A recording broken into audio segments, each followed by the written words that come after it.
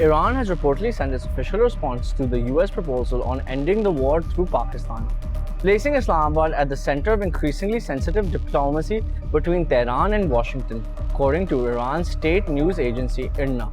Tehran's response was delivered through Pakistani mediation and focuses first on ending hostilities across the region while also restoring maritime security in the Gulf and the Strait of Hormuz. An Iranian official told Al Jazeera that Tehran's proposal also addresses wider issues including the future of the Strait of Hormuz, Iran's nuclear program, sanctions relief, and efforts to end conflicts across the region, particularly in Lebanon. The official described Iran's response as realistic and positive and said the next move depends on Washington. But only hours later, US President Donald Trump publicly rejected the tone of the Iranian response. Posting on Truth Social, Trump accused Iran of playing games with the United States and later described Tehran's latest position as totally unacceptable. The exchange highlights just how fragile the current diplomacy remains, despite growing international pressure to prevent the conflict from spiraling further.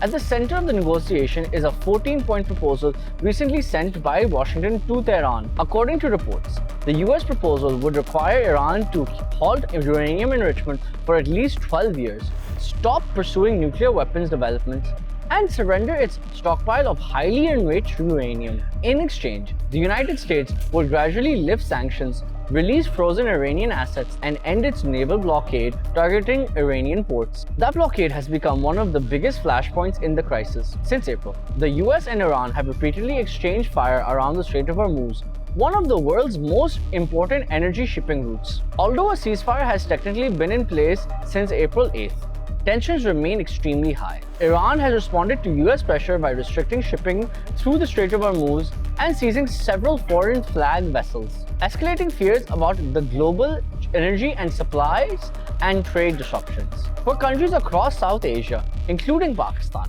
the crisis is becoming increasingly painful economically. Fuel prices have surged as oil markets react to instability in the Gulf, while concerns are growing over the inflation, imports, and energy security. Al Jazeera's Kamal Haider, reporting from Islamabad, said Pakistan is trying to encourage both sides to move towards a middle ground. Pakistan's role is particularly significant because Islamabad maintains relatively stable ties with Tehran while also preserving working relationships with the Trump administration. Other regional powers, including Qatar, Saudi Arabia, Turkey, and China, are also actively involved in mediation efforts. The timing is especially critical because Trump is expected to travel to China within days, and Beijing remains one of the largest buyers of Iranian oil despite US sanctions. China has strategic and economic interests tied closely to the stability in the Gulf and has repeatedly called for the diplomatic solution.